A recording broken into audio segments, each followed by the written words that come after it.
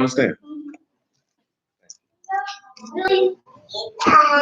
All right, y'all. We give praise, esteem, and honor to the Most High. You in the name of Yahushua HaMashiach is day.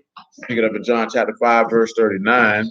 So search the scriptures, for in them you think you have eternal life, and there they will testify of me. And you will not come to me that you might have life. I receive not honor from men, but I know you, that you have not the love of Elohim in you. I come in my Abba's name, and you receive me not. For another shall come in his own name, him you will receive. How can you believe and receive honor one of another and seek not the honor that comes from Elohim only?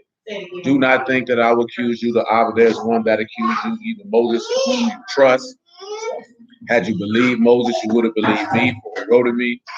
If you believe not his writings, how shall you believe my words? Revelation chapter 1 and verse 17. Are you okay, Bob? Hey, turn around, get that off your face. This is not playtime. Malik, cut it out. Sit up straight. Get up. Mordecai, sit still. Now, if y'all don't want to follow instructions, we have some consequences for you that might satisfy you well. And the choice is yours. What's the matter? Revelation chapter 1, verse 17. And when I saw him, I fell at his feet as dead. And he laid his right hand upon me, saying unto me, fear not, I am the first and the last. I am he that lived and was dead, and behold, I'm alive forevermore. Amen. And I have the keys of hell and death. Now, we talked about a little bit already about him having the keys of hell and death. We talked about the first. We discussed some things about the last, but not sufficiently enough. So let's go back to Isaiah chapter 44.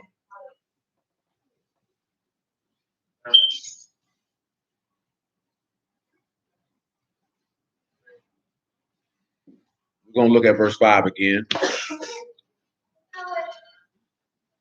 Isaiah 44 and 5. Say, one shall say that I am Yahuwah's, and another shall call himself by the name of Jacob, and another shall subscribe with his hand unto Yahuwah, and surname himself by the name of Yasharal. Now, of course, you recall that the subscribe was to what? To be nailed or to be written upon. So in order to name himself the name of Yasharal or to bring forth the last, the name of Yahuwah was inscribed upon his hand. The same way that the name of Yahuwah was inscribed upon those stone tablets. But as I mentioned that, I want you to take a trip to 2 Corinthians chapter 3. I want you to pick it up at verse 3. Cut that light off, son.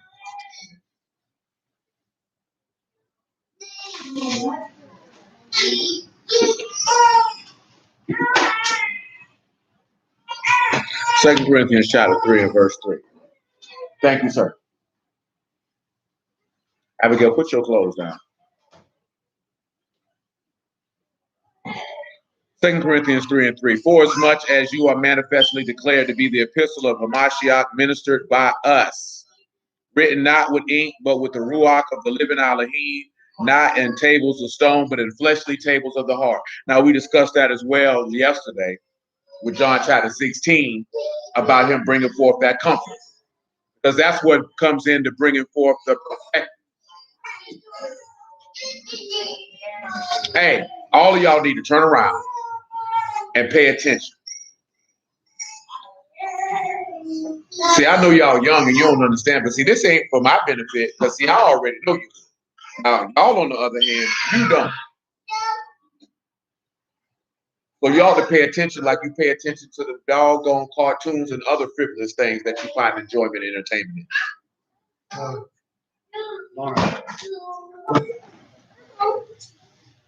Because I'm tired of talking. See, y'all not little babies no more. So I need y'all to pay attention. And see, now y'all at the point where I can actually exercise some stronger forms of chastisement for y'all not sitting around paying attention. Because any of y'all, how many of y'all wear a diaper? Exactly. No, Abigail does not wear a diaper. She wears a diaper when she lays to rest because she doesn't get up and urinate on her own yet. So she doesn't have one on now. She's not a diaper wearer. She's a diaper sleeper.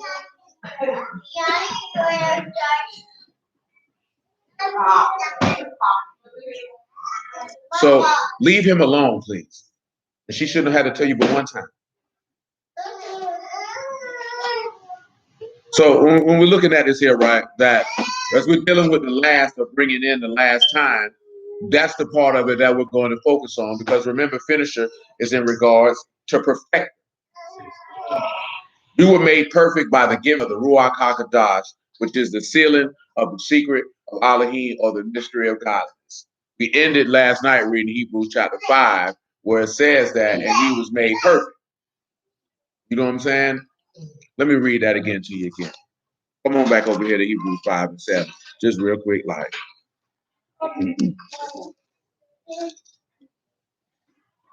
If you don't sit still, what you moving for? Sit still. Don't look off all around, because you know you're wrong.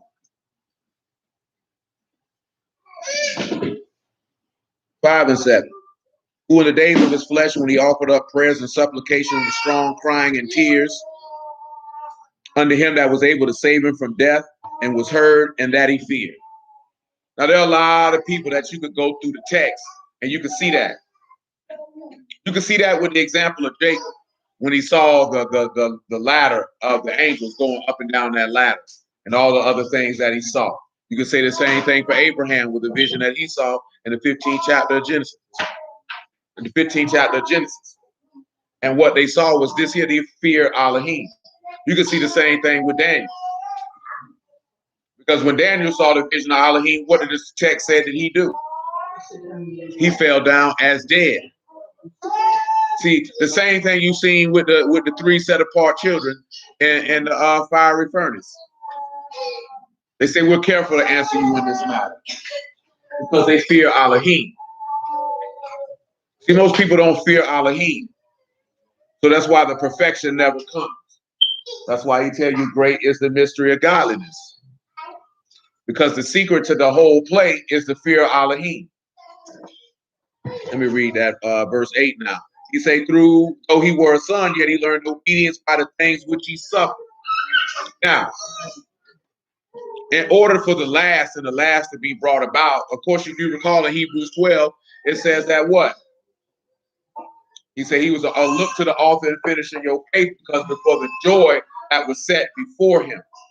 So you have to remember, the joy that was set before him is congruent with what? The first, or the Rishon, because it was told from the beginning, or the lamb was slain from the foundation of the world. So the joy of redeeming his creation was set before him, gave him the wherewithal and the desire to go suffer. See, a lot of individuals don't have that. It's slow, man. A lot of individuals don't have that desire to go suffer for the Lord. See, when you look at what those 3 young men did in Daniel, they were willing to suffer and be burned alive for the Lord. See, when you turn around and you look at what Daniel was willing to do to get tossed in that. Now, I'm just going to ask y'all this, because I know you know the answer to the question. Why was Daniel tossed in that lion's den? Praise. He prayed to Yahuwah. They had made a proclamation that nobody could make any petition to any other Elohim for 30 days. But he was willing to suffer persecution and suffer in his flesh than to not make supplication to his Elohim.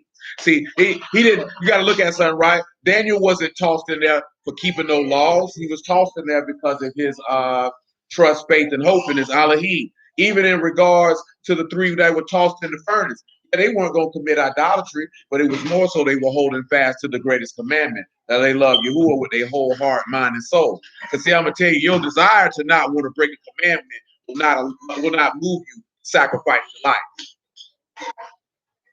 Because you would have to have open Elohim to sacrifice your life.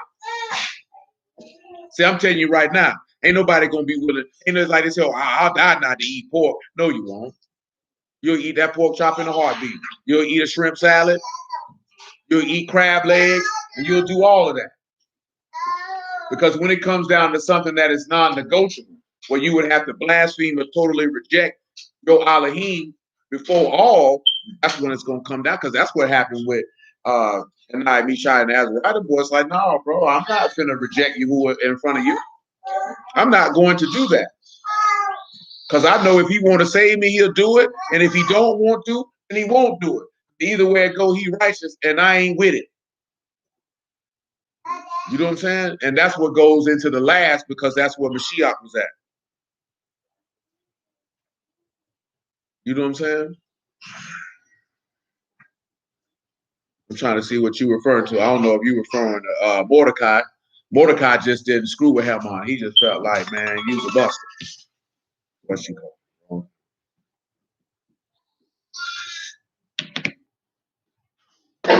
You know what I'm saying?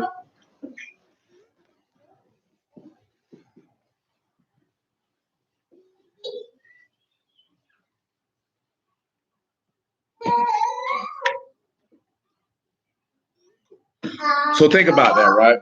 And that all comes into play. No, but that wasn't what he wasn't tossed in for bowing to no man. You go read Daniel 6. The people who had a problem with Daniel, the people who had a problem with Daniel said that there was no blemishes in him, correct? It wasn't no fault, no cause. And what was the one thing they said that's the only way they could get at him? Through his Elohim. They said that's the only way we can get at him. So they say, you know what? Make a petition where you can't. And right after the petition was written, Daniel said, I went in my room and opened up my window and prayed to my Elohim 3 times a day like I've been doing. You know what I'm saying? Remember, I told you that when people are like, oh, you shouldn't gather for COVID. Man, I don't care what them crackers talking about. You know what I'm saying? Oh, they'll lock you up. Well, what's wrong with they locking in? Because they're going to have to come on. Y'all ain't got to go to jail, but I know I'm going. So I can't speak for what y'all going to do. I know what I'm going to do. I don't care what them people talking about. You know what I'm saying? You're not going to, y'all can't have this convocation. Says who? Says the state of Florida. Well, you go tell the governor of Florida and your president that they could swallow a whole gang of baby penises.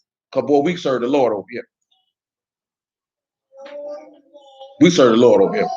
We going to keep the Shabbat and we going to gather because we ain't got no fear for you. Because you have people like this, well, you can just do it online. See, you's a coward. You's a coward. You want to take the easy way out because you could say you could just do this here and feel like you're doing it. But guess what? We all know. And in antiquity, did they have that? That's what they say. You see, you got to update with the time. No, you just a coward. You were faced with a difficult situation and circumstance, and you did the way that made you feel most comfortable because you were willing to compromise your standards and principles in order to satiate a man's desires. And I don't care what you're talking about. What you gonna do? Find me, lock me up? What's wrong with you finding? See, niggas be scared for real. So if you were scared just for a simple fact about COVID, about getting a fine or going to jail, what you gonna do when these people tell you to deny this man? Oh, you gonna say I don't know him. When it come time for you to go to jail for it, you gonna rat on people. One thing I know, boy, I don't care if you commit crimes or not, boy. I know if a nigga will tell. I've been locked up with quite a few people, and some of them told.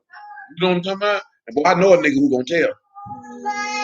Nigga can't do no. When you see somebody always worried about jail and crying about it, he gonna tell.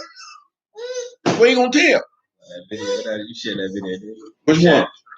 Bro, running away from the police, bro, the passenger seat. No, I ain't see it. He said something about it earlier. I ain't even seen it. Yeah. Oh, he gonna tell. I ain't never been jail. He gonna tell. He gonna tell. He gonna tell. But when you sit back and you see somebody, if they constantly worried and concerned about being persecuted, if they worried and concerned about being afflicted, if they worried and concerned about going to jail or dying, they gonna tell. They gonna tell. One thing I know, man, once you've been locked up, ain't nothing to it. All it is you in a cell. Ain't nothing to it. They still go by. See, you looking like that. Hell, you a woman. Guess what? I've been locked up and I could do some time. Ain't no big deal. I'm just in a room all day. That's it. You ain't finna scare me by telling me you gonna put me in a room. See, reason why people tell is because you worry about the desires that you want to fulfill on the outside of that gate, on the other side of that door. See, the one thing that you can never do as a man is you can never compromise your honor and your principles under any situation or circumstance, no matter how difficult it is. I would never dishonor myself by ratting on a man for something that I stand for. I'm going to go ahead and take that. So if you say you want to lock some people up because they serve the living Elohim, then I'm going to go ahead and do that bid. Straight up and down. I'm going to go and do that bid then. I ain't finna tell on nobody and dishonor myself, and I have to live with that. See, it's different if you dishonor Elohim in this situation, because then you're going to burn in hell. Because he said, if you deny him before men, what is he going to do? He said he's going to deny you before his father and the set apart Malachim. So that means I have to deal with the dishonor of being a dishonorable man and a rat. And I don't want to live like that. That's not the life I want to live. Let's continue. Hebrews 5 and what? 9. And being made perfect, he became the author of eternal salvation to all them that obey him. So the transcript of eternal salvation is written by Mashiach. It can't be written by nobody else. Ain't nobody else penned that because nobody else has done that work. Back to 2 Corinthians chapter 3.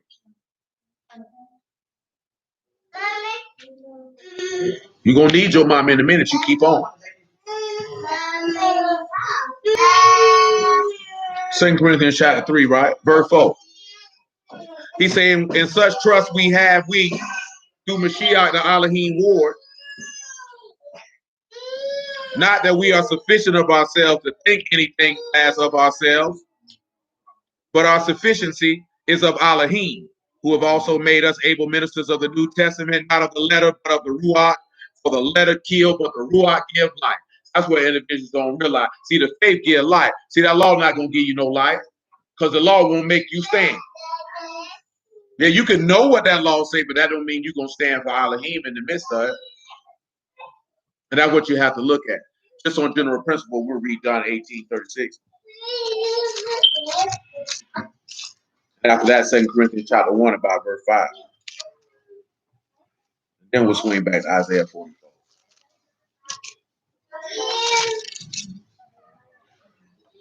John chapter 18 and verse 36. Yahushua answered, my kingdom is not of this world. If my kingdom were of this world, then would my servants fight. But I should not be delivered to the Yahudim, but now is my kingdom not from him. Be quiet, boy. Pilate therefore said unto him, are you a king then? Yahushua answered, you say that I'm a king. To this end was I born, and for this cause I came into the world, that I should bear witness unto the truth. Everyone that is of the truth, hear my voice. Now, what he just told you, Ruach give life.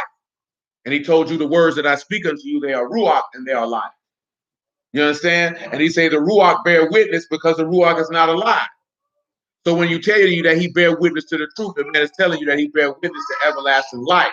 Because he bear witness to the Amach or the Aman or the Amat, whichever one you want to say. The firmness, the reliability of the words of the living Elohim.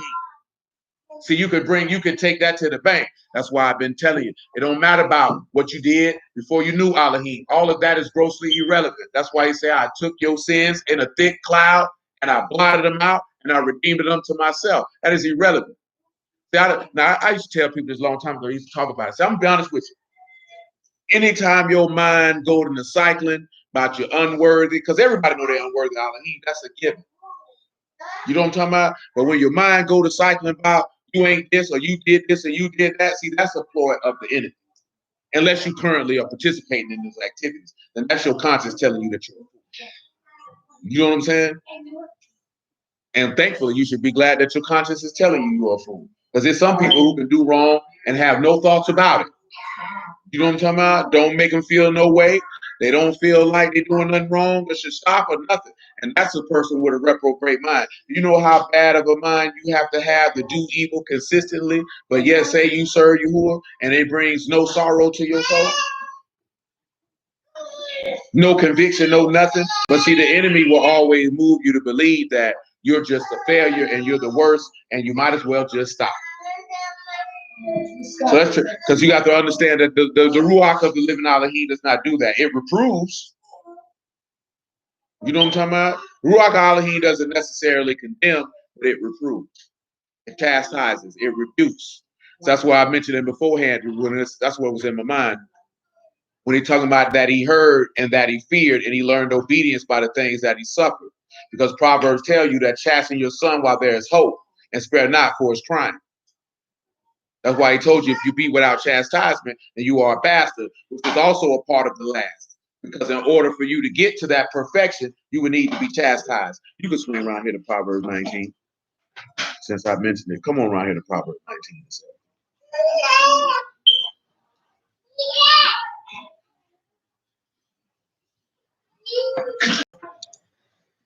It's verse 18. Proverbs 19 and 18, excuse me. Chasten your son while there's hope, and let not your soul spare for his crime. Now, when we have chasten here, we have a different word. And of course, you know it is yasar. It is the discipline to instruct and to admonish, or to discipline or to correct. So now you have Yad, Samach, and Rosh, and you can proceed with that Yad, Samach, and Rosh. Remember, this word means to discipline and to chasten, teach, or correct.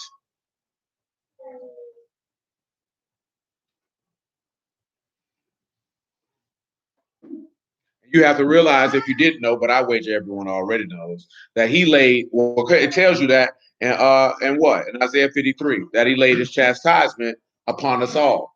Well, laid our chastisement upon him.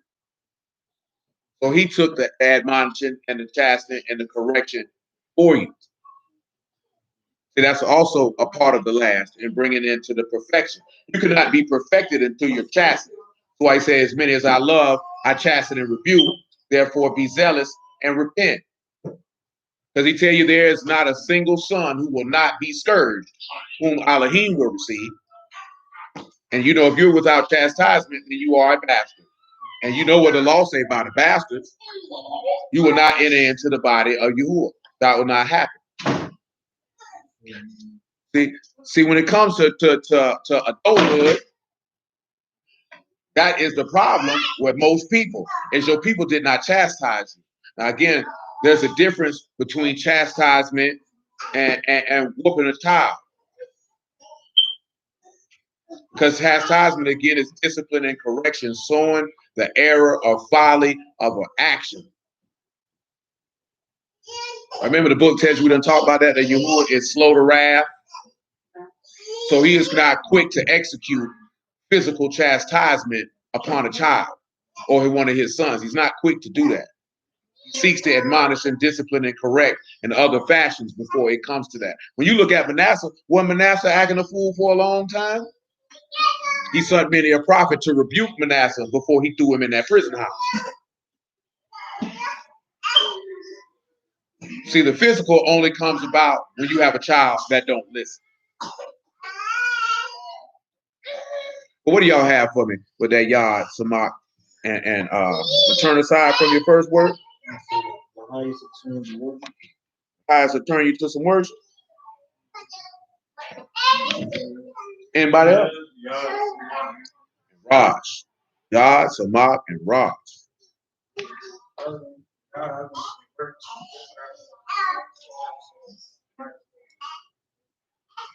They grab hold to the works of the highest. Chest. The arm of the highest cause you to turn. That again. The arm of the highest. Arm of the highest cause you to turn. The chief hand established. But see, we were dealing with chastening. What Darius said is in stronger context. What you said again? The highest will turn you to worship. Because if you worshiping in Hebrew, what does worship define to? If you worshiping somebody according to the definition, huh? Reverence or bowing down or submission. So he's causing you to bow down. That's what chastening is about. You get chastened for what purpose? To be humble. Because you lifted up in your pride. You know what I'm saying? The pride that you feel like your conduct is sufficient. Now I want y'all to think about this here. When you look at the word,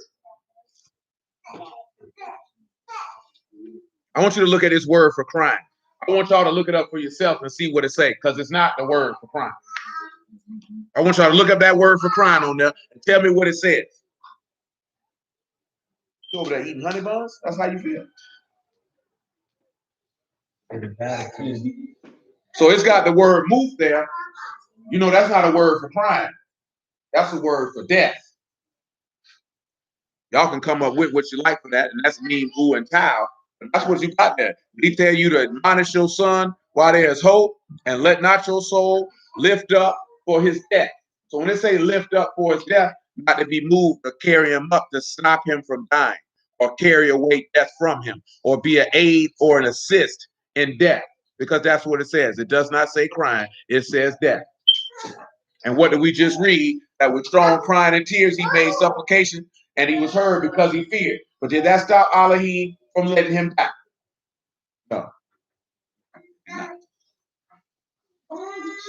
But you got Meme, U, and Tau. You tell me what you got. So this is the reason why we mentioned that and focus dealing with the last. If you're going to be chastened by Elohim, then you're going to have to be put to death. Cut it out, boy. Leave him alone, please. Hush. Come here. Come here.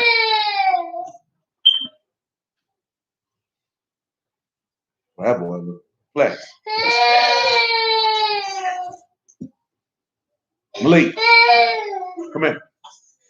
We're going over that in. Oh man, he look like somebody took his last beer, his last $20.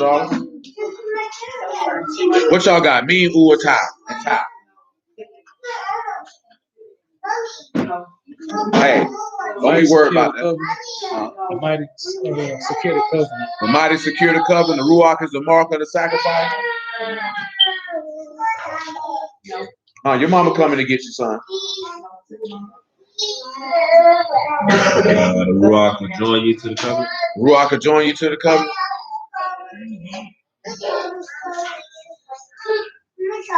When you look at that in regards to death, that's what's going to happen. Remember what he said, right? The letter killeth, but the Ruach do what? Makes alive. So if you die in Mashiach, that's what's going to happen. You will be made alive. Let's look at something in Romans chapter 6, if you would.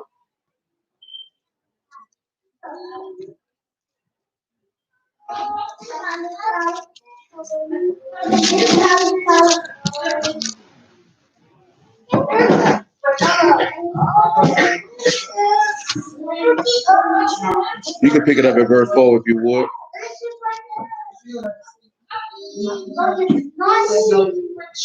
I got you. Romans 6 and 4. Therefore, we are buried with him by immersion into death, that like as Mashiach was raised up from the dead by the esteem of Abba, even so we shall also walk in newness of life. For we've been planted together in the likeness of his death, we shall be also in the likeness of his resurrection. Because what did we read earlier? What he said, he the first and the last. I'm him that lived and was dead, and I can live forevermore. You know what I'm saying? And you have to follow that same pattern. That's how the perfection come in. The perfection comes in out of works that's going to humble you. That's how the perfection comes. You have to sit back and look at everything that you done experienced. Now, I told you before, everything you experienced in your life before the word came was to humble you for you to receive it. I told with it earlier, and I probably told y'all this in the past. If everybody in this room was able to do the things that you envisioned, that you wanted to do or desired to do, I guarantee you'd be on the pathway to hell. You know what I'm saying? Because your heart going to be hardened in the fulfilling of his desires. Remember what you can read in Proverbs 30, where he say, give me food convenient for me, and not riches lest I be fooled, and say, who is Yahuwah? Because that's what happens. See, now there's a difference, right? There is, as they like to say, a plot twist. Because in Psalms 37, he said he'll give you the desires of your heart. He also said he'll give you the desires of your heart if it be according to his will. See, once you come into him and come into his will, then guess what should happen? Your desires should change. Then your desires are going to be more in line with him, and he will not restrain or refrain anything from you. Because all our desires before the gospel came was for us. There was nothing that we desired before the gospel came that was going to bring any esteem to the living Elohim whatsoever. We would have walked around and act like that was the case in our own mind because we done got the things that we wanted, but that didn't really bring any honor to him. See, that's the benefit of it, because you can sit back and look at a lot of people who are very wealthy in this world, and they're not going to hear that word. And when I say wealthy, not even just with money, I'm talking about with the wealth and dearth of experiences and desires that are fulfilled. What did this man tell you about what can happen if you become rich? He said you'll be pierced through with many hurtful lusts. Because the more you have access to the things that you desire, the more inclined you are to fulfill your desires. And your desires will pull you from your Elohim every time. Now, got to remember, the story has already been written. You have to always remember that. This is what we were doing is we're just filling out a prequel. The story was already written. So we say that, you know what I'm saying? Everything's written and laid out. But if he's slaying the lamb from the foundation of the world, and all his members were written in the book before the members were even fashioned, I mean the story was already laid out.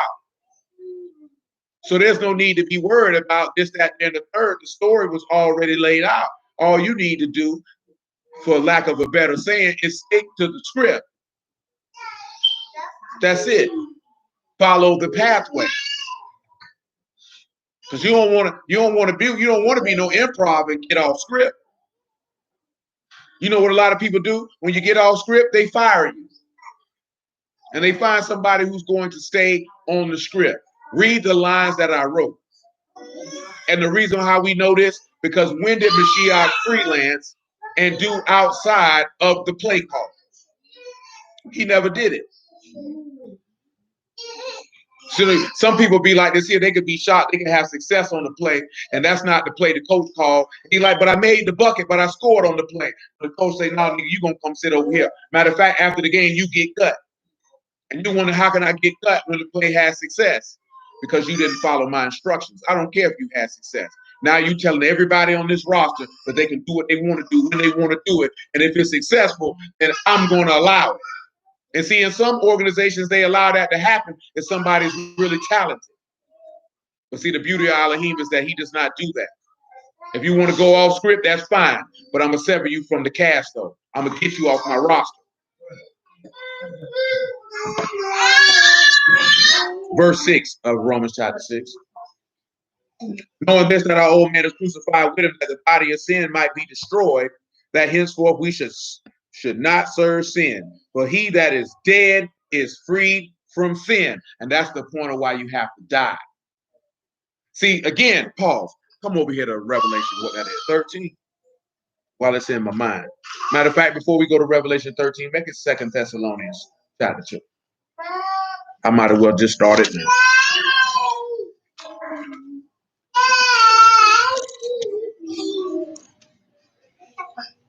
2 Thessalonians chapter 2 and verse 1. Leave her alone, boy. Pay attention.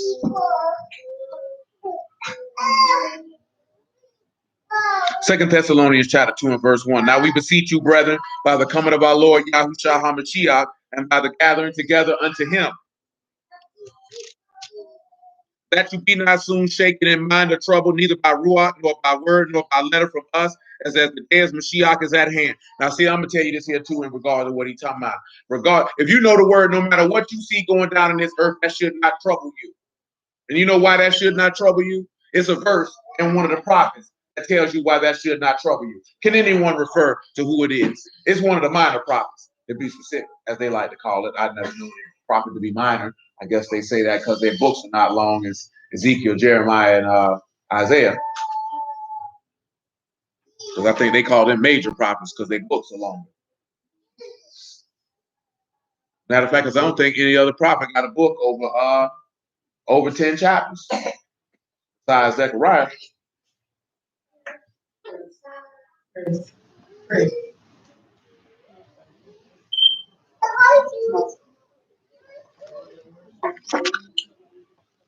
And not being troubled in your heart at the coming of Yahuwah.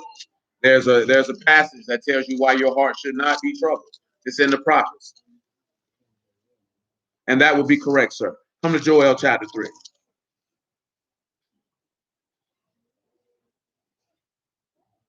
I want you to come over here to Joel chapter 3, verse 11 is sufficient. Say Malachi 4 and 2. Now, that wasn't the one we were looking for. But that's not a bad selection. We just read that the other day, though. Joel chapter 3, verse 11. Assemble yourselves and come, all you heathen, and gather yourselves together round about till the cause your mighty ones to come down, O Yahuwah. Let the heathen be wakened and come up to the valley of Jehoshaphat. For there will I sit to judge all the heathen round about. Put you in the sickle, for the harvest is ripe. Get you down, for the press is full. The flats overflow, for the wickedness is great. Multitudes, multitudes in the valley of decision. For the day of Yahuwah is near in the valley of decision. The sun and the moon shall be darkened, and the stars shall withdraw their shining. Yahuwah shall also roar out of Zion, and shall utter his voice from Jerusalem. And the heavens and earth shall shake, but Yahuwah will be the hope of his people and the strength of the sons of Yasharal. Because remember, right, in Revelation chapter 1, verse 7, right, when they said every eye shall see him, what it said they'll do when they saw him? It said they will wail. Because that's fear and that's trembling of heart. Your heart getting a little weak. You're vexed in your spirit. You want to not fall down and faint because the day of Yahuwah is near. Paul letting those people know that you don't come back to 2 Thessalonians. It don't matter whether it's by shaking in your mind or trouble, by a ruach, a word, or letter from us, that day is near, because that is the day of your redemption. So why would that trouble you? See, it only troubles people who have no hope because he is not their expectation. That's why I've always told y'all for years, your level of mentality should be grossly different than everybody else because they have no hope. You know, in the book of Job, it said, what is the hope of the hypocrite, seeing that his desires will perish? You understand what I'm saying? What is the hope of a hypocrite when everything that they love and desire is going away? Let's continue in 2 Thessalonians chapter 2, verse 3. Let no man deceive you by any means, that day shall not come, except there come a falling away first, and the man of sin be revealed, the son of perdition, who oppose and exalt himself above all that is called Elohim, or that is worship, so that he, as Elohim, sit in the temple of Elohim, showing himself that he is Elohim. That's one of the reasons why Revelation 11 shows you about them making a temple in Jerusalem for the Gentiles, and didn't it tell you that also in Daniel 11? See, he has to sit back because guess what, right? Ask yourself this question. Well, matter of fact, I don't want to say ask yourself this question. I'll ask you a question. When David desired to build a house for Yahuwah, what did Yahuwah tell David?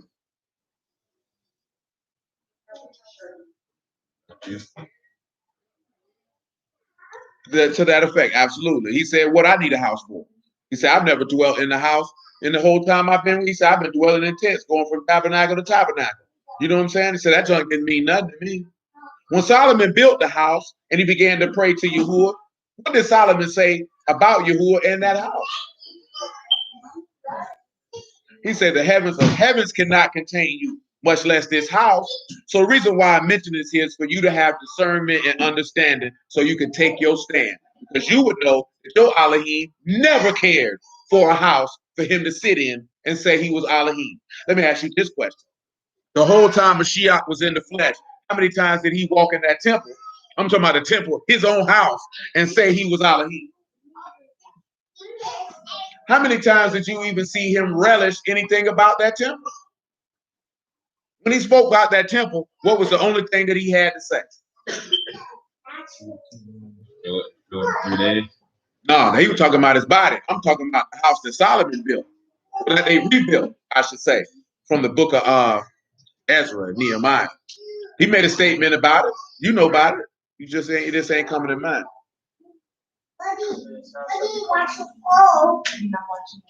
Mm-hmm. He just said that after he caught them in the cellar and whooped them. He said something else though.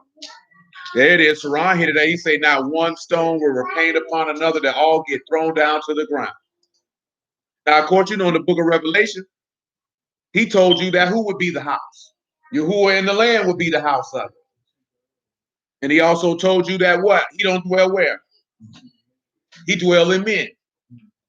You know what I'm saying? He seeks to be contained in men. And that's not to say that you don't have a place of worship, but you get the point. That was never Yahuwah's concern of having a physical tabernacle for people to come to. That physical tabernacle, as y'all know, was always representative of himself when he manifested himself in the flesh. But that's another conversation for another time.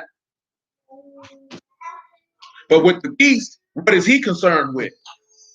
He feels like he needs all of those things for validation. Come over to Daniel 11 since I mentioned it, because it might be somebody who don't know. Because I know you don't know. Monica, you know? Mike, I know you don't know. Do you know? See, that's why I know you don't.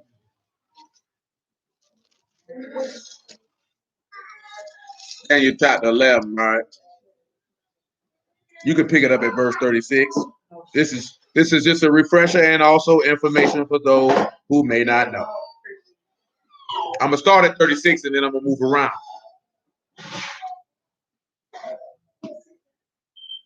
Now, y'all close your legs. Hey, y'all doing too much moving around. Too much moving around.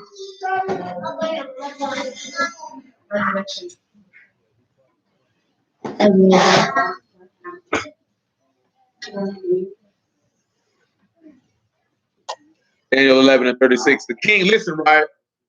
Because I want you to understand the difference between the two. It's fourth is the last. I told you that we have to, that the last is going to be intertwined with the beast. Why? Only because the beast is trying to mimic. Y'all already know this. Because we're talking about ingathering, you're dealing with tabernacles. It's just relevant. So it is what it is. But he says the king shall do according to his will and shall exalt himself and magnify himself above every god. Now, he said the king will do according to his will. What is the difference with Hamashiach in that statement? That's right there, that the king should do according to his will. What did Hamashiach say?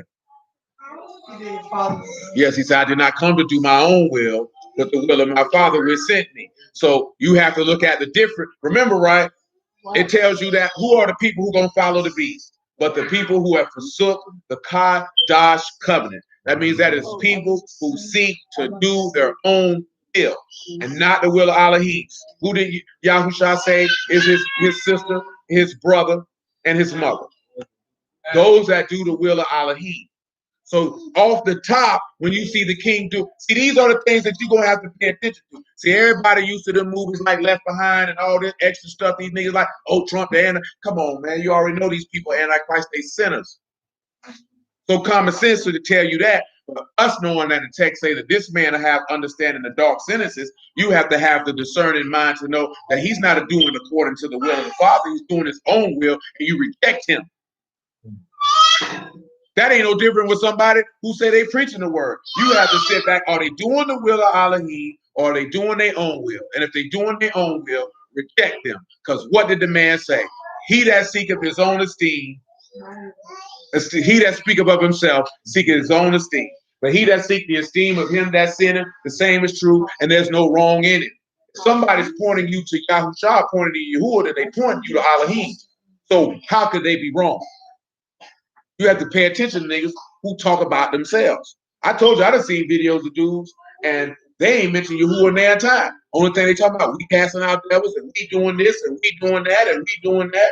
It's about them. That's really about you. But somebody who look at it because we such a downtrodden people, you get caught up and look at all the wonderful things that they doing. Man, I don't care nothing about that, my nigga. You know what I'm saying? I don't care nothing about that. You finding a hidden way to boast in yourself. And he'll expose you for that. You have to pay attention to that. Then he said he shall exalt himself and magnify himself above every Elohim. What is the contrary position with Mashiach in that? What verses can you come to your mind that are the contrary position to that? I know I have. Girl, if you don't put that chair down and place your butt in it.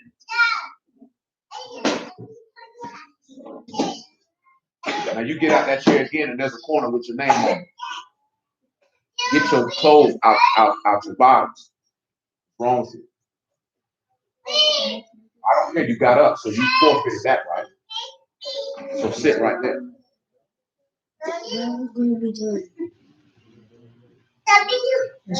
Humble himself. He was of no esteem. When the man said came unto him and said, "Good master," what did Mashiach say to him? So he didn't exalt himself at that particular moment. He could have, but he did not. And of course, he did not magnify himself. He never did that anytime. Anytime he gave all esteem to who? And indeed, others testified to him. He never magnified himself. The only time you see him testifying of himself is in John 5. He said, though I bear witness of myself, my witness is true. And his witness was according to what? The word. Not his own thoughts and desires. His witness was according to the word. Now you have to remember the beast's witness is going to be according to himself. See, that's why he said, if it were possible, the very elect will be deceived, because the very elect know the gospel. I keep telling y'all this. That man is going to mimic the gospel so close that you'll be like, boy, that nigga good, boy. But thank the Lord, I know better than that. That's correct, Ron. The one that said, thing that I had before, that's example of humbling himself. That is an example of him humbling himself and not exalting nor magnifying himself, because he said, I will give me the esteem that I had with you before the world was. So Ron just made mention when he healed people, he told people, don't even tell them who did it, but go to the temple and make sacrifices unto the according to the law and let Elohim get the esteem. So you have to pay attention to that. That's the nuance. Y'all know we real big on that. You got to know the nuance. The game is in the nuance. That's where the game is at. That's what really, when you sit back and you look at wisdom and understanding, when you counseling or becoming, it's always in the nuance. It's not in the main. It's not in the thesis. It's not in the major part of the writing. It's in the nuance. The nuance is why people fail, because in the nuance is the fundamentals. That's where the fundamentals reside. And the fundamentals are the foundation of all success. But you know why people overlook the nuance? Because the nuance is boring. Nuance is boring. You want stuff that exciting. Keep playing with it and it's going in the trash. Now sit your healthy behind up. Get up and sit up on your butt. I wasn't talking to y'all, I'm talking to him. Because he know what he's doing. Now you follow suit. Keep on playing, boy. It's going to be a long night for you. Keep on with that smirk on your face like I'm playing with you. I'm not playing with you. Yeah, you keep making them faces and I'm going to slap it off. So you need to get it right. Matter of fact, come here. Not you.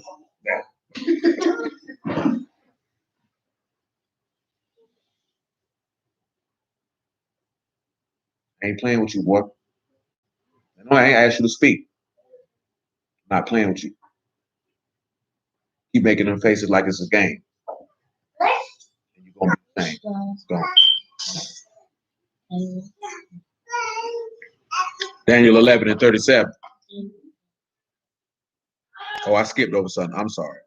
And in verse 36, and he shall speak marvelous things against Elohim of Elohims, and shall prosper until the indignation be accomplished. For that is determined. For that is determined shall be done. So that man gonna have his time to rule.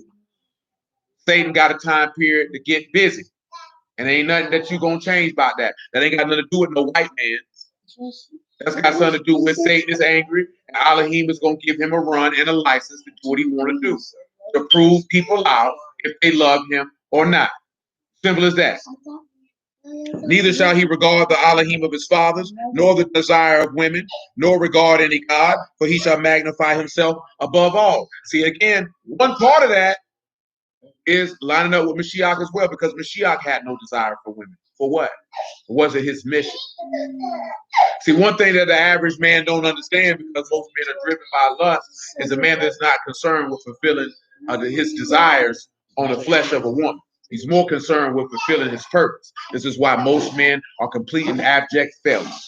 You know what I'm saying? That's what that means. We're talking about a couple people jumped on it and was like this, and it was like, no, it's chasing yams.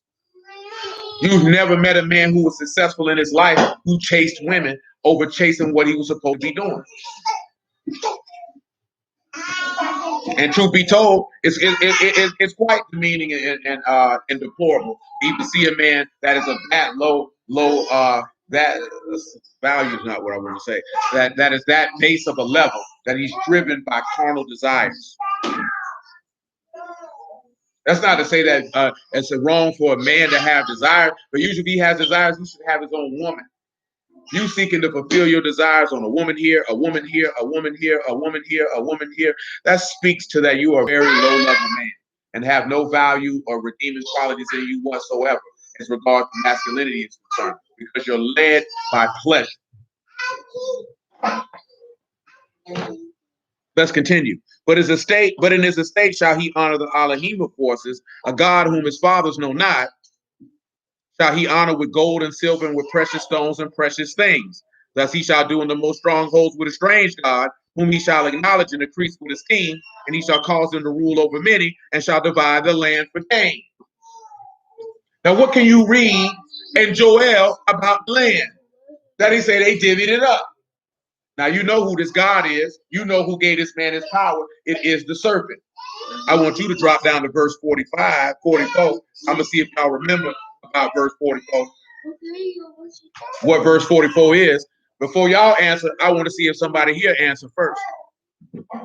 So give it a couple of minutes for y'all answer. Daniel 11 and 44. But the tidings out of the east and out of the north shall trouble him. Therefore he shall go forth with great fury to destroy and utterly to make away many. Do any of y'all know what that means in Daniel 11 and 44? What is wrong with y'all? So because he get up and do something, you feel like you need to move around and skin and grin? Let me tell you something. I don't care what nobody else is doing around you. You need to do what you were supposed to do. You understand me, boy? Going up there with your mother. Of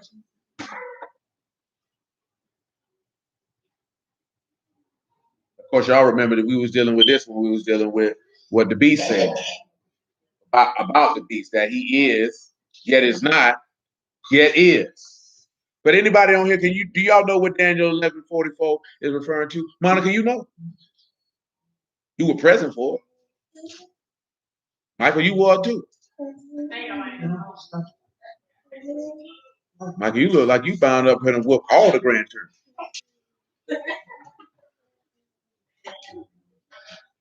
She got that thing on looking like somebody's grandma.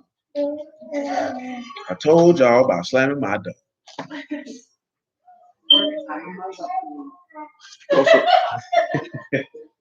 How's that work attire? That looks like a whole blanket.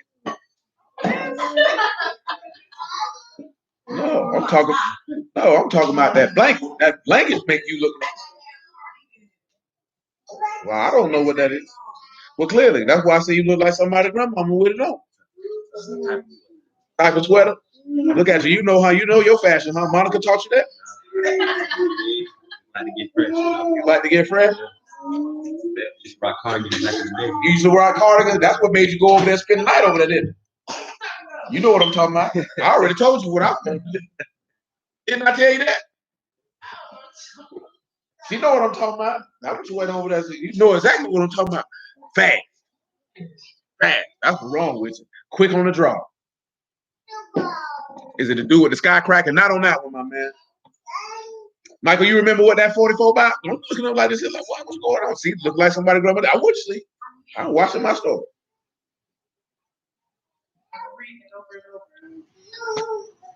What about you, Shayla? You remember what Daniel 11:44 was about? What about you, little Johnny? You remember what that was about? That's about hiding in the woods. Hiding in the woods? No, sir. No, sir. Eric, you remember what Daniel 11:44 about? I knew that nigga was gonna ask you for. What about you, Lee? You don't know, close your legs. Did you remember what Daniel 11:44 about? Have anything to do with the woman, child, running into the I don't know. What about you? You came out here with the nigga hat on.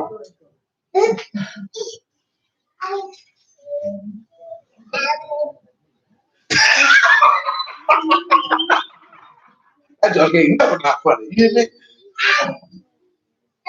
Telling you, say you look like somebody, nigga, with that nigga top. Now help me with the sale. Will you remember what Daniel 11:44 about?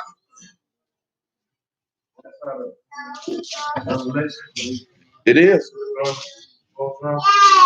Not on that one. Not on that one. They say he troubled by tidings. I was gonna say that's people buy the Not on that one.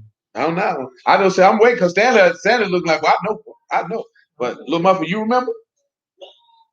What about you, Jim Danny? You remember? What it is, Stanley? Yeah, that's the two witnesses. Remember, right? Because the two witnesses gonna be out there doing a witness, and it's gonna cause it. Because what will it cause? Because it said right that it would trouble him and make him go in great fury, because he will begin to slay people. Because what will the two witnesses be doing? Bearing witness that that man is not Elohim and Yahusha is Elohim. So we go to verse 45, and he shall plant the tabernacles of his palace between the seas and the esteemed Kadash mountain. Yet he shall come to his end, and none shall help him. So then they tell you that he's going to take that temple and drop it right in Zion. The audacity. He going to build a temple and put it right in Zion and say he God. He killed it. Well, come over here, Daniel, Revelation 11. I'll let that tell it to you. But see, they come back alive and they slide. Then you on your own after that. That's why I keep telling y'all. I've been telling you this here. But till the two witnesses come up on the scene, you ain't close to the end. You are not close to the end. You know you're close to the end when you see them. How much time you got left when you see the two witnesses? 3.5. You got 3.5 years, boy, and it's over with. I seen somebody say, how you know?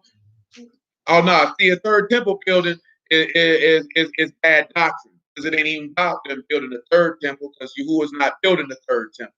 They will try to purport it as a third temple, but in actuality, it's a palace for the son of perdition. You got to remember, all kings desire what? A palace. And then he trying to tell you that he's Elohim.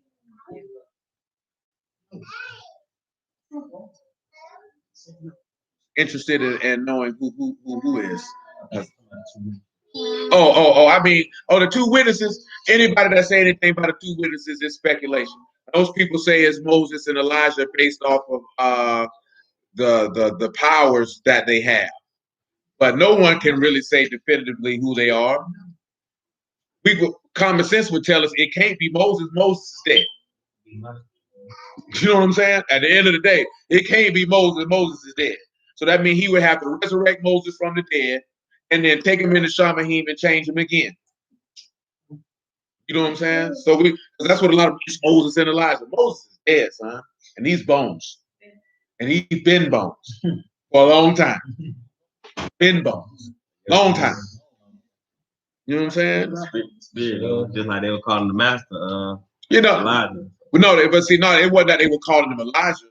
He said, who do men say that I am? And the people assumed based off of his conduct because they knew the word. See, this is what I be talking about also. I'm glad you said that too. As a refresher. Them people knew the word.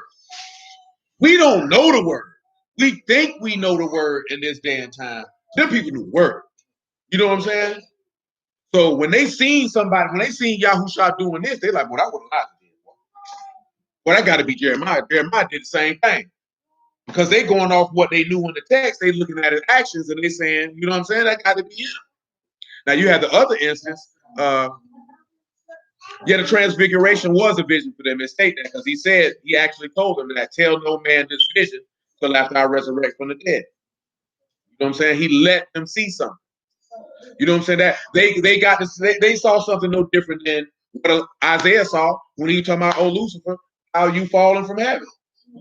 You know what I'm saying? Because they didn't even know what the apostles didn't even know what they were looking at. You know what I'm saying? They said, should we make one for Moses? But again, I can't tell you who the two witnesses are. I could give you my opinion, but I've seen many people teach on it, and you ain't got no book for it. That's just strictly somebody's opinion. And at the end of the day, we have to ask ourselves, does it matter who they are?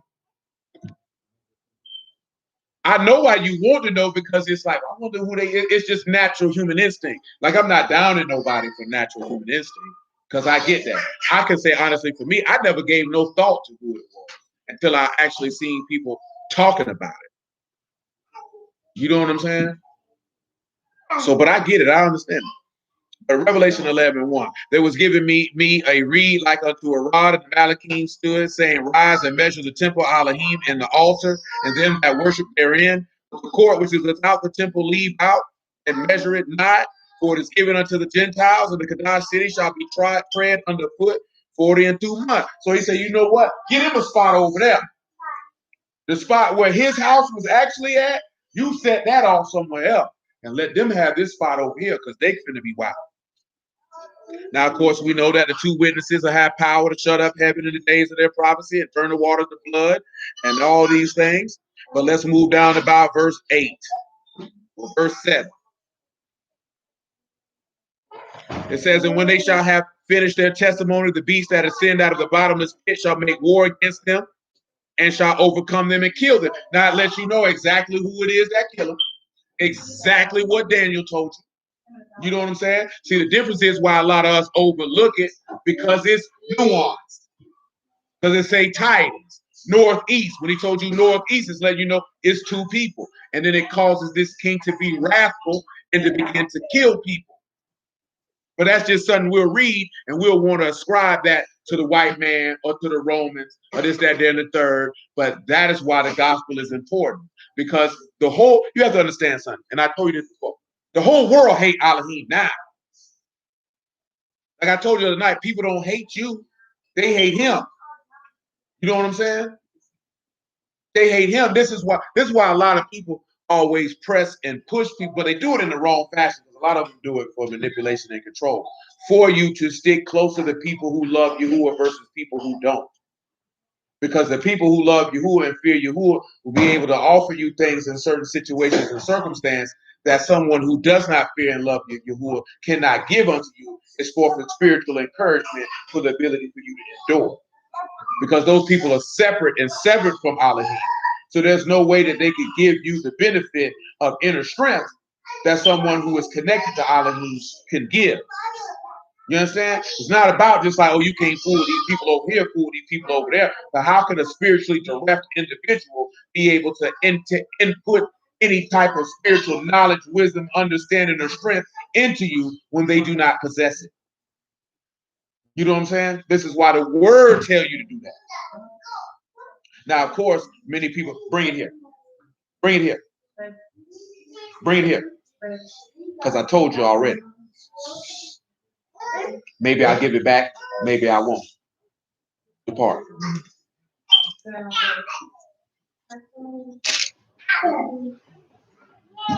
So you have to just sit back and think about it. Because again, I told y'all this before. When Mashiach was going through it, who did he go to? He went to his Abba, he went to his apostles, and then Malachi came under them and strengthened them. See, we were talking about this last night. If you got a man and you say you believe he got wisdom, then you should go to him. I told you, I should be the last resort. You should go to him first. That should be the first person you go to. Because what did Moses always say? If you can't, I'll set men open, and if you can't handle it, then you bring it to me. See, that's where a lot of dudes get the game twisted at dealing with the word by telling everybody, come to them. No. If you got a man, you got a husband, you go to your husband. You know what I'm talking about? And if he can't deal with it, then you don't necessarily have to come to whoever teaches. He do it. You know what I'm saying?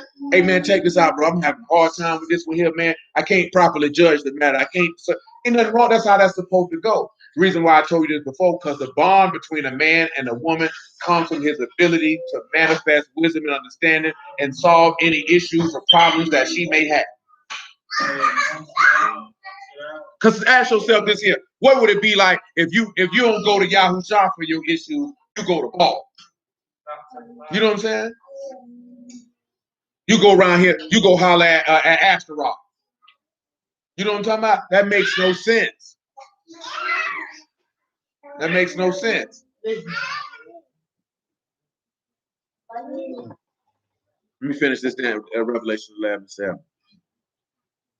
Oh, you did? I feel you. She said she just want to witness them. Just notice here, you in the time of the 2 witnesses, boy, just know it's going down. Verse 8, and their dead bodies shall lie in the street of the great city, which is spiritually called Sodom and Egypt, where also our Lord was crucified. Now, we done talked about that before. I don't even know how dudes don't even know that's Jerusalem. But dudes say it ain't. I'm just going to move on. And they are the people and kindreds, tongues and nations shall see their dead bodies 3 days and a half, and shall not suffer their dead bodies to be put in the grave. And they that dwell upon the earth shall rejoice over them and make merry, and shall send gifts one to another, because these two prophets tormented them that dwell on the earth. After 3 days and a half, the ruach of life from Elohim entered into them. They stood upon their feet, and a great fear fell upon them which saw them. And they heard a great voice from heaven saying unto them, Come up hither. They ascended up into Shamahim in a cloud, and their enemies beheld them. And after that, you know, it said there was an earthquake happened. I didn't want to fear Elohim. It's too late now, baby. Come over here to chapter 13. It's too late now, baby. 13 and 11. And this is for those who don't know or don't remember. I'm going to see, Mike, you remember? That ain't what I asked you. 13 and 11 of the book of Revelation. Ooh, boy, don't make that face, little baby. Revelation 13 and 11. And I beheld another beast coming up out of the earth, and he had 2 horns like a lamb, but he spake as a serpent. What he told you, right? Wolves and sheep's clothing. Man done been told you. Take you back to Ezekiel when he said they ravening wolves with those priests and prophets. Say nothing new. And he exercised all power over the first beast before him, and caused the earth and them which shall dwell therein to worship the first beast, whose deadly wound was healed. Back that up, because I'm off in the wrong spot with it. 13 and 1. Let's back up 13 and 1. Close your legs and fix your clothes. Malia, turn around. Bird, turn your butt around.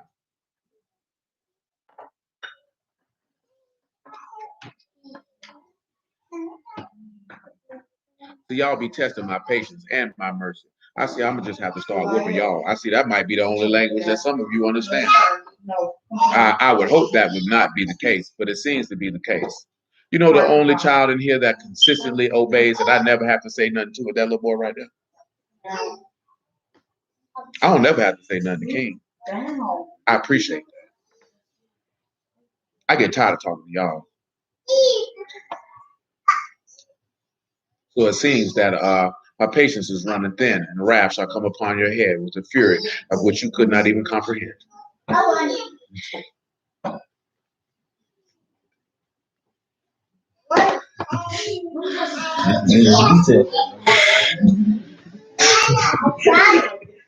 They getting on my nerves.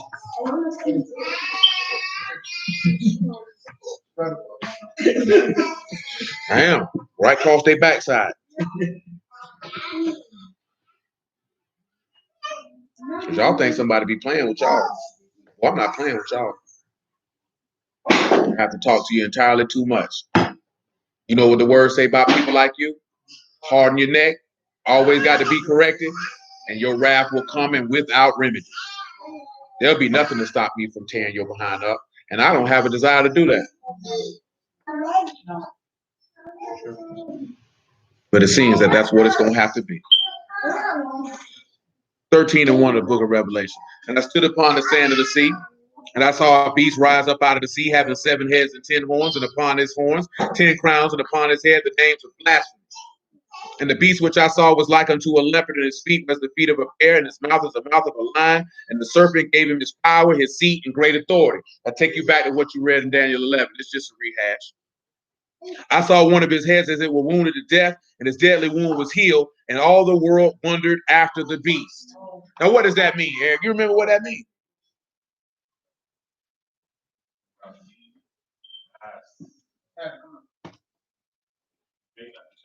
Oh, no, he didn't fake. You was right. Be confident with your first one. He didn't fake. He died and he resurrected. Now, Michael, do you know when, what time period of the year that he will die and resurrect? Does anybody on this stream know what time of year that the beast will die and resurrect? So they can see the person.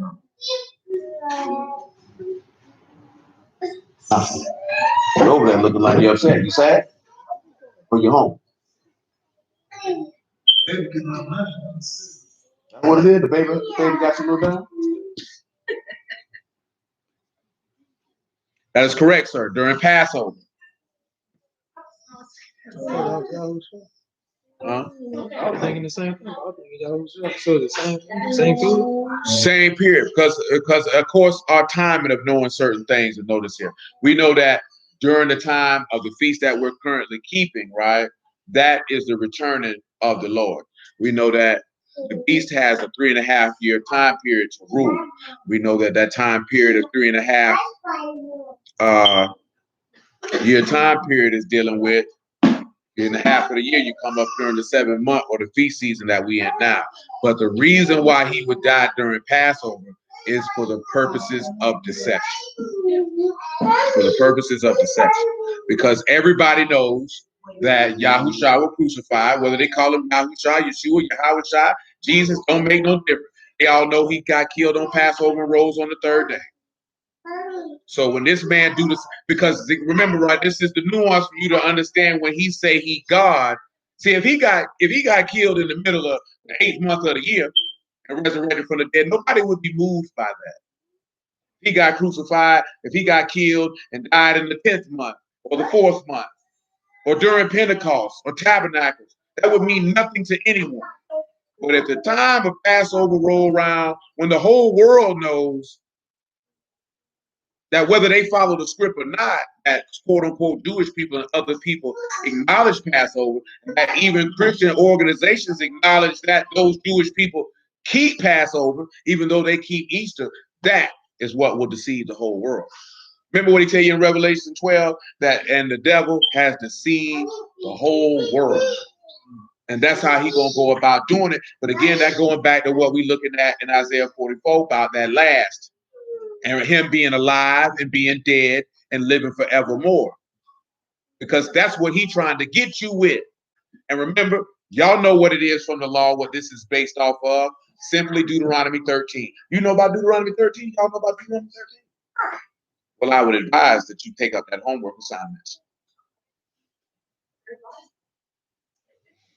But in Deuteronomy 13, he tell you that if somebody come tell you worship another God, or if that person brings a sign or miracle or wonder to pass, that you better serve Yahuwah.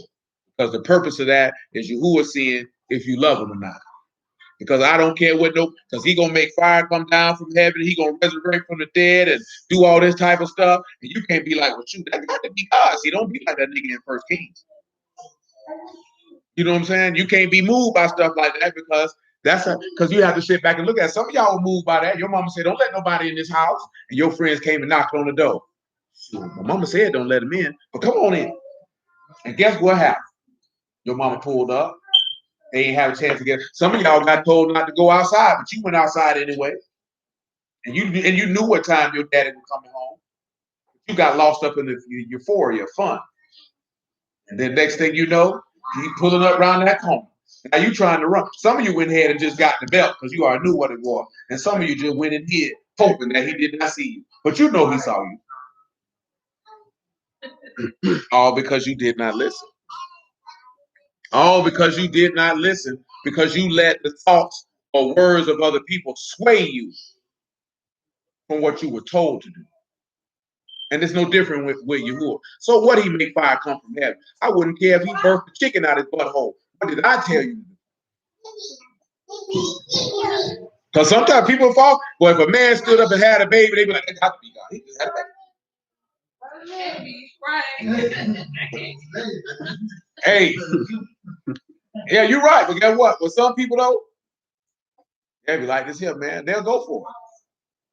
You know what I'm saying? People go for all type of stuff because people are caught up in the amazement of the irregular.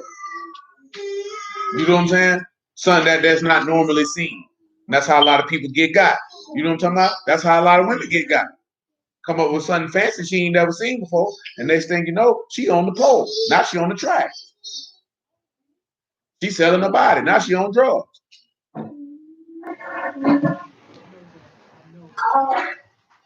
What we at 13 and 4? And they worship the serpent, which gave the key thing. Worship the serpent who gave power unto the beast. We done discussed this before. That Satan has a son, just like Yahuwah has a son, and Yahusha came in the name of Elohim for people to worship Elohim, and the beast is coming in the name of the serpent for people to worship the serpent. That's why you have to pay attention to the mimicry. He's mimicking. Son, that's why, boy, I remember one time, boy, I had to sit back. I said, you know what? Nigga said a line on the song. I said, I don't know if I want to listen to this nigga music no more. Because that nigga said on the song he was the son of Satan. I said, oh my. I wasn't even dealing with no word then, but I was like, that's kind of. So you want to go to hell? Yeah. He did. No, yeah, and I hear all that because you just talking. But you taking a step further when you say that I am the son of Satan. You know what I'm saying? You saying you from the bloodline. I'm from that seed. I'm born from that. Some niggas could be like this here, they mad. I don't want to go to heaven. I mean, yeah, that's true. Yeah, I never cared to listen to that record too tough. Niggas weirdo. Weirdo. You know what I'm saying? Listen, verse 5 though, and there was given unto him a mouth speaking great things and blasphemies, and power was given unto him to continue 42 months. Now, of course, we have to look at the flip side because of the mimic greed. 2 Thessalonians chapter 2.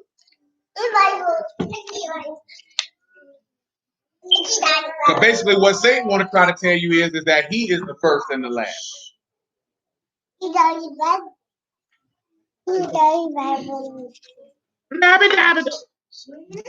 You know how to talk, but yet you say yabby dabby. You know what I'm saying? You Fred Flintstone? I'm savage. Oh, you on the Sabbath? No, please. 2 Thessalonians chapter 2. Do I even need anything else? You can pick verse 7 now. Yes. We finna get ready to wrap this up for the night anyway.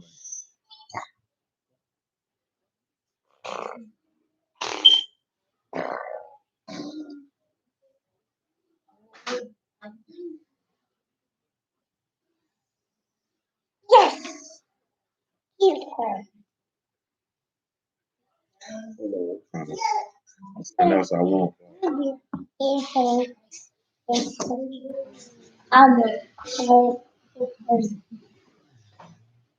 right, what's wrong? So verse 7, right? For the mystery of iniquity do already work. Only he who now let will let until he be taken out of the way. So you remember that? We talked about that about a year or so, maybe 2 years ago, about the mystery or the secret of lawlessness. The secret of lawlessness is contained in idolatry. That's where it's contained at. But the secret of lawlessness is contained by mimicking what is lawful. That's why you have the mystery of godliness, which is the secret of the fear of Elohim. And then, of course, y'all know iniquity, by definition, is rebellion or transgression. So you have one who fears and you have one who doesn't fear. That's why you read that in Revelation 14 with the angel saying, fear Elohim. Let's continue. And then shall the wicked be revealed, whom the Lord shall consume with the ruach of his mouth, and shall destroy with the brightness of his coming, even him whose coming is after the working of Hashatan, with all power and signs and lying wonders, and with all deceivableness of unrighteousness in them that perish. Notice this here, right? All of those who are deceived by doing what is wrong. That is what got Eve in trouble in the garden. She got deceived by what is wrong. That is why a woman has to have a man of wisdom or understanding to guide her, because she will be deceived by what she feels, and what she feels 99.9% of the time is going to be wrong. You know what I'm saying? That's why this whole world is gone down the drain, because women have free reign. You know what I'm saying? And a lot of people look at that and be like, you know what? Indeed, sir. Indeed. You know what? And there are people to take that as that's a shot against women, and it's not. It's not. That'd be like letting children run amok, because they're going to go by how they feel. And what you feel is wrong. So somebody has to be there to moderate it and check it and do like what we read in Proverbs 19 and admonish and correct and rebuke you for it. And if you're not a man of wisdom, you can't do that, because you wouldn't know when to reassure versus when to rebuke. You wouldn't know when to comfort versus when to do this here. You just gonna constantly chastise. And then what that does is, like it says in one of the epistle letters, now you will discourage her. And then that's not profitable for anyone in the house, because now she's going to be bitter. This is going to cause strife and contention. You know what I'm saying? Because you have to know when to admonish. knows when to admonish. Case in point, the woman who got caught in adultery, she was completely out of pocket. The way he admonished her, the average person would not admonish her in that fashion if they were a teacher of the word. They would have been just like what the rest of them boys were and ready to stone. But what did he say? He admonished though, because he told her, "Ain't nobody condemn you. I don't either. But don't do it no more though." Why? So you know, because as it tell you in Psalms, there's forgiveness with him that you might revere him. See, that's what a lot of people don't understand with Elohim. That's what they miss that let you know that Yahuwah and Yahushua was one and the same, because that's another element that we can use. That's in the book of Psalms, that there's forgiveness with him, that you might fear him. That's why Yahushua walked around and said the things that he was saying, because there was forgiveness with him so that people will revere and honor him. See, nobody's going to revere and honor someone who will not forgive their iniquity. Only, and when we talk about when you have that level of authority and power to where that person is beholden to that authority and power. You know what I'm saying? See, you know Elohim has the power to eliminate you. So if he can forgive you for a move that he could eliminate you for, that should develop some type of reverence.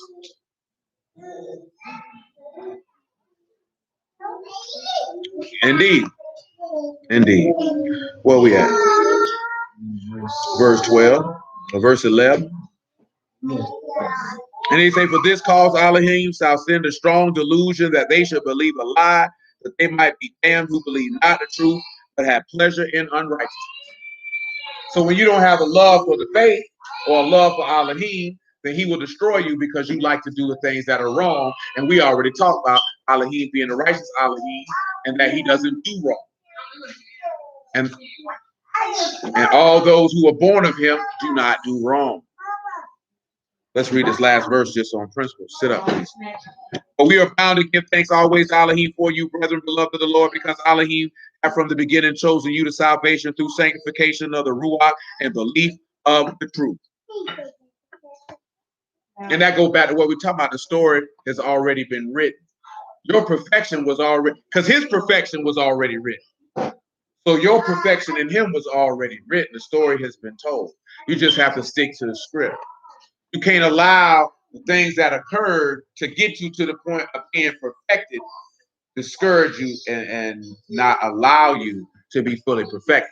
But I told you before, and I seen another dude just say it the other day though, I've been telling you that for a long time. It don't be necessarily the unbelief and sin that stop people from getting perfected. It be all the baggage you carrying is what's stopping you from being perfected. See, I told y'all this. I didn't get it last night, right? Who is a woman in the text who is described as being a woman of wisdom and understanding? Huh? No, it doesn't describe Sarah, though we know that she was, but it doesn't actually. No, it wasn't Ruth. Yeah, Abigail. That she was a woman of wisdom and of understanding. But then there's another woman who's described as having wisdom. She don't got a name though. I don't know who she is. Huh? No, he just said it. What every bald-headed hoe on the internet say she is. A Proverbs 31 woman. Say the law of kindness is in her mouth and wisdom is on her tongue. Because that meaning that woman knows what to do and how to do. It don't describe Deborah as that though, but that's known. Come over here to the 1 Samuel 25. You can see that. Of course, you have a woman like who you named after, Elizabeth. Y'all know what it said about Elizabeth? That she was perfect. That she kept the law of Elohim blamelessly. I say that because I mentioned it before, because I've met a lot of women, they feel like women can't be perfected. And it's not that women can't be perfected, it's that it's the average woman in this dispensation of time has not been trained to forsake her feelings and emotions and desires and to humble herself and be committed to serve someone other than her own pleasure. You know what I'm saying? Y'all raised in a different time. 1 Samuel chapter 25, verse 3.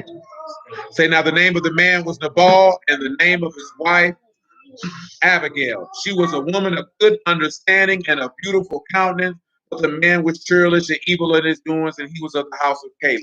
Because and this is where you can know she's a woman of wisdom. Because if she had understanding, guess what she would have to have?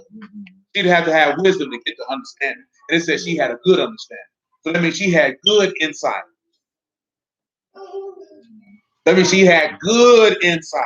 See, that's the same thing because we know that Sarah, just like I said, those women y'all mentioned, you know that those are wise women who have understanding. It's just not explicitly stated. See, it's explicitly stated with Abigail because she gave the insight to David, for David not to kill this man and all her sons. What is it called? I forgot what it called. Well, you know Rachel did too, but I don't think it used those descriptive words. Is it using the descriptive words? Rebecca. She didn't shout at Rebecca. But yeah, she was too. Very, very, very much so. In regards to her holding fast to what you were told her and what she told Jacob to do in regards to Esau. See, we talked about that. You remember that was a couple years back. Some see y'all wasn't there. We went through every woman in this word for you to see how those women conduct themselves for you to mimic. That was like about 3 years. You know what I'm saying? Yes, but well favored. I think that's just dealing with because some people say that was for her looks, but that favor didn't define for her looks. Yeah, he's excited. That's how she looked. Indeed. So, you know what I mean? This is what I want you to sit there and think about. Because like I said, if the text describes a woman of having good understanding, and if you lack understanding, what are you? You worthy of death. If you have a good understanding, guess what that means that you would technically would have to possess. Huh? Yeah, you would. You had to fear Yahuwah, but you would possess his spirit. Now, in that time, you know, they didn't have a continual indwelling. We talk about it our time. Because clearly she got a good understanding. That means she's one of the dead in Mashiach, so she would rise first. You can't have a good understanding. Because what did Mashiach tell you? A good tree can't bring what? Can't bring no corrupt fruit. And a corrupt tree can't bring forth good fruit. I don't care how much word a nigga know, boy. Boy, if you wicked, boy, that's what coming up out of you. That's what coming up out of you. See, we get deceived by how many precepts niggas know. But niggas be wicked the whole time. You know what I'm saying? Then you see somebody, they might not know all them precepts, but them boys bringing forth good, they bringing forth joy, peace, and righteousness, and self-control, and love, and faith, and goodness, and meekness, and all that type of stuff. We don't pay attention to that. That's why I've been telling you, don't never get caught up in the cult of personality. That don't mean nothing. But come over here to Proverbs 31 for this here, man. We got to get on off of here. So about this.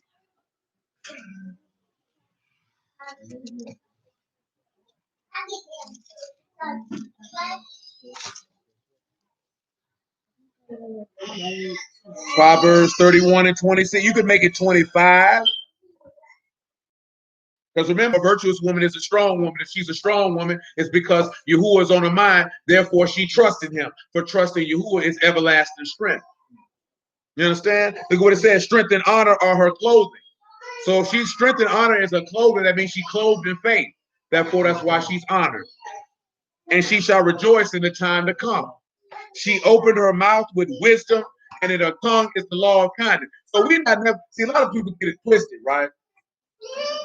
A woman can open her mouth with wisdom. If you got wisdom, that means she knows what to do and what not to do. And you've seen that in regards with Abigail. We didn't read the story, but you can read it on your own time of what she told David. So don't see, I was going to ask y'all this last night about, do you feel like you are a woman of wisdom? See, if you're a woman of wisdom, that means you don't lean on your emotions. And you don't lean on your feelings when it comes to decision making. When it leads to actions, you don't lean on that. See, contrary to popular belief, a godly man will not have a problem with a woman who is a woman of wisdom. Because that means she can give insight. It may not necessarily she give wisdom and insight to him. But remember what I told you, what it tell you in the book of Proverbs, that a prudent wife is from Yahuwah. And a prudent wife is a wise woman. She look well to the ways of her household, and she eat not the bread of idleness. See, now that's the key thing. Y'all done all been heard that saying that an idle mind is the devil's workshop. And a woman should not be sitting around doing nothing. Because if she's sitting around doing nothing, she is going to get into some folly. Because her mind is going to drift. You know what I'm saying? See, most young women don't know that because you were able to do what you want to do for the most part. But you know when your people ain't giving you no task to do, you found a way to be found somewhere with your foot in the air, or a cigarette, or blunt, or black and mild in your mouth, or beer in your hand, some liquor in a cup, at a party or house that you ain't had no business in. Because if you was caught up with tasks, you wouldn't have no time to do it. That's why they say when some girls, when they go to college, they like to see they free because they've been living in a strict household. Now she ain't free because she like this here. She free. She do that because she wasn't instilled with proper wisdom and guidance to know how to conduct herself outside of her father's presence. They ain't got nothing to do with being strict. He ain't give. Yeah, you ain't let her do nothing, but you ain't giving no game. So now she out here sucking penises everywhere, letting strange men fondle her and leave their bodily fluids behind. Now she leave college and she's the town whore, but nobody knows except at the campus she been on. And that's her daddy's fault if he ain't teaching no better. But I already told you this here. You should not send your daughter off to a university far away from home where you cannot pull up on her and supervise her activities. You know what I'm saying? Matter of fact, she ought to live in your house. She want to go to college, let her go to college locally. You know what I'm talking about? She best shoot. They doing everything virtual anyway. You send a young girl off on one of these doggone one of these groves, your daughter coming back and forth. But say her children will rise up and call her blessed. Her husband also, he praise her. Many daughters have done virtuously, but you excel them all. Favor is deceitful, beauty is vain, but a woman that fear you, who or she shall be praised. See, and that's the problem. We praise every type of woman on the earth, but a woman who fears you. You'll praise a woman because she got businesses. You'll praise a woman because she got money. You'll praise a woman because she got this, that, there, and the third. But ho, you ain't deserving of no praise if you don't fear Yahuwah. You trash in reality. To a godly man, you trash. But you know what? Let me stop right there, man. So we say hallelujah for Yahushua's word. I appreciate y'all. Bless y'all at the house of Yahuwah. When we pick it up at 7:30, just keep on continuing. So if y'all not familiar of what we do during the feast, it's just a long thing. So elements will get touched. Even if we don't get the element on this day, y'all willing, we'll get it on the next one. Okay. And we just bring him on out. But I appreciate y'all. Bless y'all out the house of Yahuwah in the name of Yahushua. Yahuwah willing, we pick it up tomorrow at 7:30. Same thing for Wednesday. Same thing for Thursday. Friday will be 9 o'clock. Saturday be regular between 2 and 3. And then again Friday night at about 8:15. So y'all willing to the next time.